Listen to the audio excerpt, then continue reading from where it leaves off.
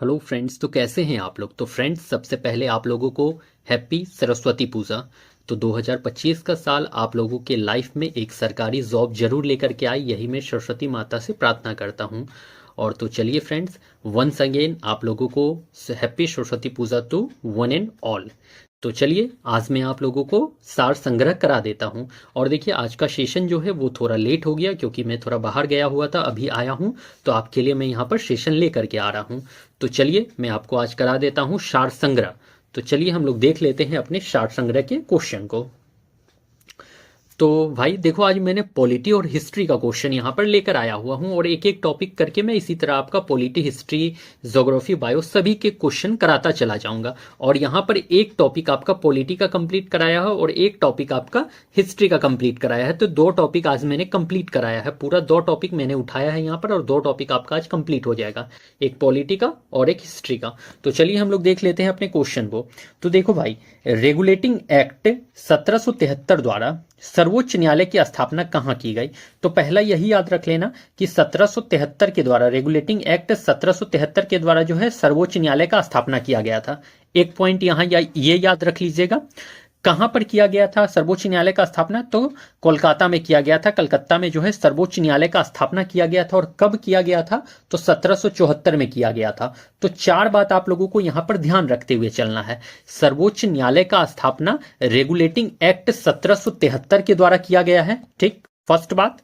Second बात आपको याद रख लेना है, स्थापना कलकत्ता में करा गया था। एंड फोर्थ बात याद रख लेना है कि सर्वोच्च न्यायालय का स्थापना 1774 ईस्वी में करा गया था। ओके फ्रेंड्स, नेक्स्ट याद रख लीजिएगा, केंद्रीय विधानमंडल सर्वप्रथम किस अधिनियम के द्वारा द्विसदनीय बनाया गया। तो देखो, केंद्रीय विधानमंडल जो है वो द्विसदनीय जो बनाया गया है, द्विसदनीय बनाया गया, द्विसदनीय, तो वो किस अधिनियम के द्वारा बनाया गया है। तो भाई वो 1919 के भारत शासन अधिनियम के द्वारा बनाया गया है। किससे बनाया गया है द्विसदनीय, तो 1919 का भारत शासन अधिनियम के द्वारा बनाया गया है केंद्रीय विधानमंडल द्विसदनीय। तो इसको आप लोग याद रख लीजिएगा।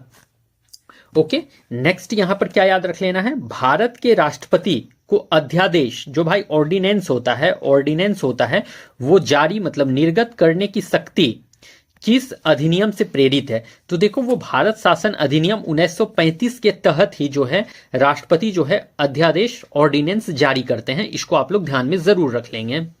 यहां पर आपका वन लाइनर है, तो वन लाइनर में ही सभी क्वेश्चन में कराने की कोशिश कर रहा हूं। वन लाइनर टाइप में ही आप लोग अपने दिमाग में सेट करते हुए चलेंगे, क्योंकि वन लाइनर भाई इंपॉर्टेंट है आपके लिए। वन लाइनर से ही तो क्वेश्चन, अगर वन लाइनर अच्छे से पढ़ लेते हो तो अच्छे से डील कर लोगे आप लोग वहां पे क्वेश्चन को। तो अच्छे से देख लो वन लाइनर को।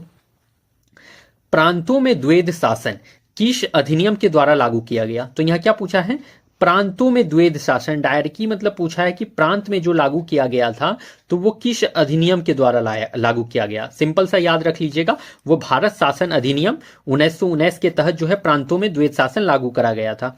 तो भारत शासन अधिनियम 1919 के तहत जो है प्रांतों में द्वैध शासन लागू करा गया था। इसको ध्यान में रख लियो आप लोग। नेक्स्ट, संघ में द्वैध शासन। तो यहां next you have to remember कि संघ में द्वैध शासन अगर केंद्र में आपका पूछ रहे कि सेंट्रल में जो द्वैध शासन भाई लगाया गया था वो किस अधिनियम के द्वारा, तो वो भारत शासन अधिनियम 1935 के द्वारा लगाया गया था।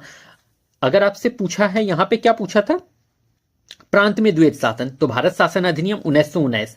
और यहां पर क्या पूछ रखा है, संघ में द्वैध शासन, तो भारत शासन अधिनियम 1935। ओके, दिमाग में सेट कर लियो आप लोग।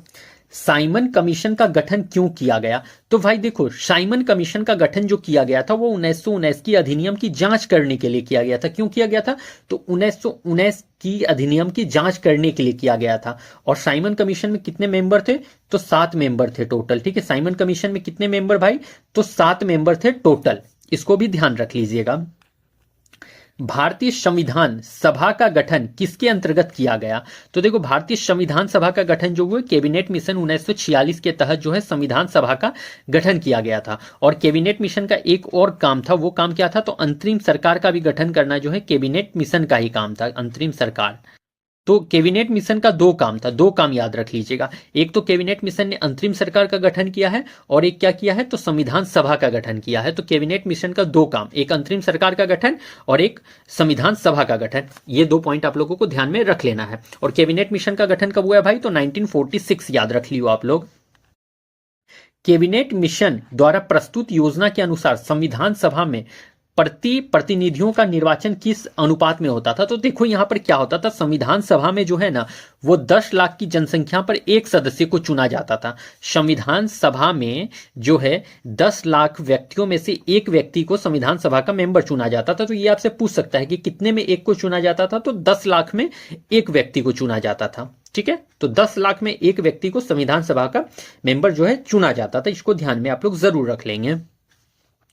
अंतरिम सरकार का गठन कब किया गया? तो अंतरिम सरकार का गठन 2 सितंबर 1946, इंपॉर्टेंट है आपके लिए। अंतरिम सरकार का गठन कब किया गया? तो 2 सितंबर 1946 को अंतरिम सरकार का गठन करा गया था। एंड अंतरिम सरकार का गठन तो करा गया 2 सितंबर 1946 को भाई, और ये किसने करा है गठन? तो भाई ये कैबिनेट मिशन की सिफारिश पर जो है अंतरिम सरकार का गठन करा गया था। एंड जो है संविधान सभा का भी गठन जो है कैबिनेट मिशन की सिफारिश पे किया गया है। देखो अंतरिम सरकार, तो भाई देखो अंतरिम सरकार जो 1946 में जो अंतरिम सरकार का गठन हुआ है उसमें मंत्री कौन कौन है ये आपके लिए वीवीआई हो जाता है, क्योंकि यहां से क्वेश्चन देखने को जरूर मिल जाता है। और आई होप कि आपके टीआरई 4 में तो यहां से क्वेश्चन एक देखने को जरूर मिल जाएगा। तो इसलिए यू मस्ट रिमेंबर अंतरिम सरकार के मंत्री, इसको याद रख लेना, आपके लिए बेहद इंपॉर्टेंट हो जाता है। तो यहाँ पे आप लोग अंतरिम सरकार के जितने भी मिनिस्टर होते हैं भाई उसको जरूर याद रख लेंगे, वीवीआई टॉपिक आपके एग्जाम के लिए है। देखो पहला याद रख लेना आप लोग क्या, तो सरदार वल्लभ भाई पटेल। तो भाई ये गृह एवं सूचना एवं प्रसारण मंत्री हैं। गृह सूचना एवं प्रसारण मंत्री कौन हो जाते हैं? तो सरदार वल्लभ भाई पटेल। अभी याद कर लियो आप लोग, गृह सूचना एवं प्रसारण मंत्री तो सरदार वल्लभ भाई पटेल। राजेंद्र प्रसाद से याद रख लियो खाद्य एवं कृषि मंत्री, खाद्य एवं कृषि मंत्री। एंड राजेंद्र प्रसाद आपके बिहार से रिलेटेड हैं, तो इंपॉर्टेंट हो जाता है आपके बिहार लेवल के एग्जाम के लिए। तो you must remember Rajendra Prasad. Okay, carefully Rajendra Prasad को तो देख ही लियो आप लोग। तो राजेंद्र प्रसाद खाद्य एवं कृषि मंत्री। जोन मथाई, तो भाई ये उद्योग मंत्री हो जाते हैं, जोन मथाई। जगजीवन राम, तो भाई ये श्रम मंत्री आपके लेबर मिनिस्टर जगजीवन राम हो जाते हैं, और ये भी बिहार से रिलेटेड हैं। तो ये भी आपको याद रख लेना, बेहद जरूरी हो जाता है, मे बी कि पूछ दे इससे। बलदेव सिंह, तो भाई रक्षा मंत्री आपके बलदेव सिंह हो जाते हैं। लियाकत अली, तो वित्त मंत्री जो हो जाते हैं लियाकत अली। और लियाकत अली ही वो शख्स हैं जो कि आपके पाकिस्तान के पहले जो हैं, ये पाकिस्तान के पहले क्या बने थे? तो पीएम बने थे। पाक के जो पाकिस्तान के क्या बने थे पहले, ये पीएम बने थे आपके लियाकत अली। इसको भी ध्यान में रख लीजिएगा। यहां पर देख लो क्या है भाई, एक ये देखो सी राजगोपालाचारी। तो सी राजगोपालाचारी आपके शिक्षा मंत्री हो जाते हैं। इसको भी इंपॉर्टेंट लेके चल सकते हो, ये पूछा जा सकता है आपके एग्जाम में। और देखो ये राजेंद्र प्रसाद तो आपके टीआरई 1 में पूछा जा चुका है, टीआरई 1 या 2 में। और जो जगजीवन राम भी है ये भी टीआरई 1 या 2 में आपका पूछा जा चुका है। तो मे बी कि और भी श्रम मंत्री या फिर रक्षा मंत्री, वित्त मंत्री या फिर आपके एजुकेशन मिनिस्टर कुछ भी पूछा जा सकता है। तो इसलिए आप लोग इसको, इसीलिए मैं इसे बार बार वीवीआई बता रहा हूं, तो इसको याद जरूर आप लोग रख लोगे। इसको आप लोग नॉर्मल में नहीं लेना, इसको याद जरूर रख लेना है। नेक्स्ट देखो भाई, यहां पर मैं अब आपको हिस्ट्री का बताने वाला हूं, हिस्ट्री। ठीक है, तो अब हिस्ट्री देख लो कि मैंने यहां पर हिस्ट्री का भी एक टॉपिक आपका कंप्लीट कर रखा है। पॉलिटी का एक टॉपिक मैंने वहां कंप्लीट कराया, अब हिस्ट्री का एक टॉपिक आपका मैं यहां पे कंप्लीट कराने वाला हूं। अब देखो क्या है क्वेश्चन, भारत का पहला समाचार पत्र बंगाल गजट। तो पहला यही याद रख लेना कि भारत का पहला समाचार पत्र कौन सा है? तो बंगाल गजट है। कब प्रकाशित किया गया? तो भाई ये 1780 में प्रकाशित किया गया था। और किसने प्रकाशित किया था? तो जेम्स अगस्तस हिक्की के द्वारा। तो 3 बात को याद रख लीजिएगा, भारत का पहला समाचार पत्र बंगाल गजट। कब प्रकाशित किया गया? तो 1780 में। किसने प्रकाशित किया? तो जेम्स अगस्तस हिक्की ने प्रकाशित किया है। ओके, इतना आपको याद हो गया होगा। वर्नाकुलर प्रेस एक्ट किसने लागू किया? तो भाई देखो vernacular press act Lord Lytton ने लागू किया था। और कब किया था? तो 1778 में। जहां तक मुझे याद है कि 1778 में वर्नाकुलर प्रेस एक्ट लागू किया गया था और 1778 में लागू करा गया था लॉर्ड लिटन के द्वारा। वर्नाकुलर प्रेस एक्ट रद्द किसने किया है भाई? तो रद्द जो किया है वो रिपन ने करा है। कब किया है?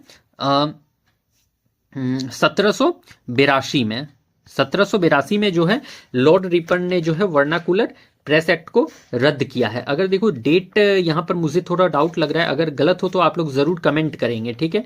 लेकिन जहां तक मुझे याद है कि मैं आपको करेक्ट बता रहा हूं, यही डेट है जहां तक मुझे याद है। तो वर्नाकुलर प्रेस एक्ट जो है भाई लागू हुआ था वो, अच्छा 1778 नहीं भाई 1878। देखो कुछ मुझे मिस लग रहा था, तब तो मैं कह रहा था ये 1878 होना चाहिए ना। देखो अभी मुझे याद आ गया 1878, और ये 1882 याद रख लेना आप लोग, ठीक है। वो 1882 क्या याद रख लेना है, तो 1882, ठीक है।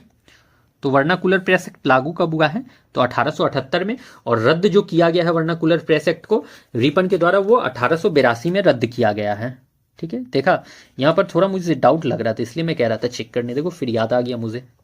तो वर्नाकुलर प्रेस एक्ट लागू जो किया गया है लिटन के द्वारा 1878 में, और वर्नाकुलर प्रेस एक्ट रद्द किया गया है रिपन के द्वारा 1882 में।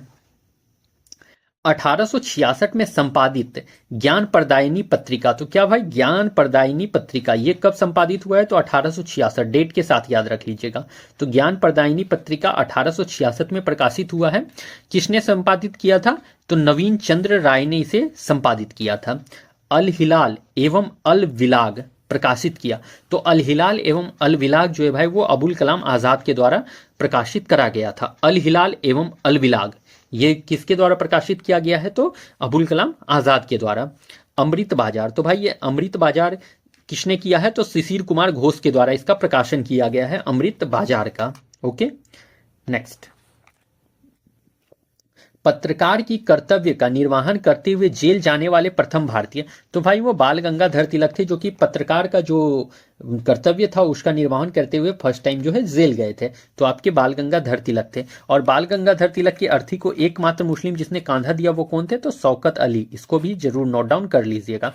तो बाल गंगाधर तिलक को एकमात्र अर्थी ने कांधा दिया वो कौन थे, शौकत अली। एंड बाल गंगाधर तिलक की पत्रिका याद रख लीजिएगा, मराठा और केसरी, मराठा और केसरी, बाल गंगाधर तिलक। और बाल गंगाधर तिलक ने जो है 1916 में जो है होम रूल आंदोलन भी चलाया था, होम रूल आंदोलन भी चलाया था। और कहां से, तो पुणे महाराष्ट्र से चलाया था, पुणे महाराष्ट्र से, ठीक है। तो पुणे से जो है 1916 में होम रूल आंदोलन बाल गंगाधर तिलक ने चलाया है पुणे महाराष्ट्र से। इसको भी ध्यान में जरूर रख लेना है, कॉपी में नोट डाउन जरूर कीजिएगा इसको। भारतीय द्वारा अंग्रेजी भाषा में प्रकाशित प्रथम समाचार पत्र, तो भाई वो हिंदू पैट्रियोट था। तो भारतीयों द्वारा अंग्रेजी भाषा में प्रकाशित प्रथम समाचार पत्र वो हिंदू पैट्रियोट हो जाता है। फ्री हिंदुस्तान अखबार जो है प्रकाशित किया, तो फ्री हिंदुस्तान अखबार जो है तारकनाथ दास ने प्रकाशित किया था। किसने किया था, तो तारकनाथ दास ने। मिरातुल अखबार भाई वो राजा राम मोहन राय ने। मिरातुल अखबार के साथ एक याद रख लीजिएगा संवाद कौमुदी, संवाद कौमुदी भी याद रख लीजिएगा। संवाद कौमुदी भी राजा राम मोहन राय ने ही प्रकाशित किया था। मिरातुल अखबार भी राजा राम मोहन राय ने प्रकाशित किया है। तो राजा राम मोहन राय से दो आप लोग याद रख लीजिएगा, ठीक है। एक तो मिरातुल अखबार और एक संवाद कौमुदी, राजा राम मोहन राय। ओके,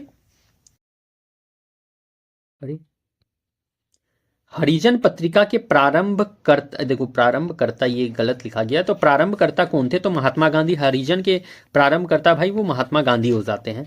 1861 में इंडियन मिरर नामक अखबार का प्रकाशन कहां से होता था, तो इंडियन मिरर का प्रकाशन वो कोलकाता से होता था। और कब हुआ था भाई, तो 1861 में इंडियन मिरर का प्रकाशन हुआ था। कहां से, तो कोलकाता से होता था। ओके, बहिष्कृत भारत पत्रिका से संबंध है, तो भाई वो भीमराव अंबेडकर का संबंध है बहिष्कृत भारत से। भीमराव अंबेडकर से याद रख लीजिएगा समता भी इनका एक पत्रिका था, समता। जनता भी इनका एक पत्रिका था। मूक नायक भी याद रख लीजिएगा, इनका एक पत्रिका था। मूक नायक, समता, जनता या फिर बहिष्कृत भारत, तो ये सभी किससे संबंधित है, तो भीमराव अंबेडकर से। ये सभी भीमराव अंबेडकर के पत्रिका का नाम है। बहिष्कृत भारत भीमराव अंबेडकर, समता भीमराव अंबेडकर, जनता Bhimrao Ambedkar and Mook Nayak Bhimrao Ambedkar. Okay, I hope आपको इतना दूर समझ में आ रहा होगा मैं आपसे क्या कहना चाह रहा हूं। तो आप लोग अपने कॉपी में जरूर भाई नोट्स जरूर बना लोगे। नेक्स्ट, 1920 में लाला लाजपत राय द्वारा उर्दू में वंदे मातरम समाचार पत्र प्रारंभ किया गया। तो 1920 में जो है लाला लाजपत राय के द्वारा जो है उर्दू में, भाई उर्दू, इसको जरूर याद रख लेना, उर्दू में वंदे मातरम समाचार पत्र जो है प्रारंभ करा गया था। और कहां से भाई, तो ये लाहौर से स्टार्ट करा गया था, ठीक है। तो लाहौर से प्रकाशन किया गया था इसका। सोम प्रकाश समाचार पत्र की शुरुआत किसने की? तो सोम प्रकाश से याद रख लीजिएगा ईश्वर चंद्र विद्यासागर को। सोम प्रकाश ईश्वर चंद्र विद्यासागर, सोम प्रकाश ईश्वर चंद्र विद्यासागर। इंडियन नेशन अखबार का प्रकाशन कहां से होता था? तो इंडियन नेशन का प्रकाशन भाई वो पटना से हुआ करता था। इंडियन नेशन अखबार का प्रकाशन कहां से होता था? तो पटना से होता था, इतना याद रख लेना है। हिंदू पेट्रियोट के संपादक कौन थे? तो हिंदू पेट्रियोट के संपादक आपके हरीश चंद्र मुखर्जी हो जाते हैं। हिंदू पेट्रियोट के संपादक हरीश चंद्र मुखर्जी। अंग्रेजी साप्ताहिक पत्रिका साप्ताहिक पत्र वंदे मातरम, देखो ये इंपॉर्टेंट है, अंग्रेजी क्या है? साप्ताहिक पत्र वंदे मातरम के साथ किसका संबंध है? तो वंदे मातरम के साथ भाई वो अरविंद घोष का संबंध है, वंदे मातरम। और ये क्वेश्चन टीआरई में पूछा गया क्वेश्चन है, टीआरई का ये पूछा हुआ क्वेश्चन है। तो अंग्रेजी साप्ताहिक पत्र वंदे मातरम का संबंध किससे है? तो अरविंदो घोष से वंदे मातरम का संबंध है, इसको दिमाग में सेट कर लियो आप लोग। अंग्रेजी समाचार पत्र इंडिपेंडेंस, तो भाई क्या बोला है? इंडिपेंडेंस या द इंडिपेंडेंस कह दे, किसके द्वारा स्टार्ट करा गया? तो ये मोतीलाल नेहरू के द्वारा जो है द इंडिपेंडेंस स्टार्ट किया गया था। और ये कैसा था? तो अंग्रेजी भाषा में लिखा गया समाचार पत्र था। तो अंग्रेजी समाचार पत्र द इंडिपेंडेंस किसके द्वारा स्टार्ट किया गया है? तो मोतीलाल नेहरू के द्वारा। मोतीलाल नेहरू जो थे ये जवाहरलाल नेहरू के क्या थे? तो फादर थे। जवाहरलाल नेहरू के क्या थे? पिता थे। नेहरू के ये फादर हो जाते हैं आपके मोतीलाल नेहरू, इतना तो आपको पता ही होना चाहिए। केसरी और मराठा के संपादक कौन थे? तो केसरी और मराठा के संपादक कौन थे भाई? वो बाल गंगाधर तिलक, अभी भी पीछे डिस्कस करा है मैंने।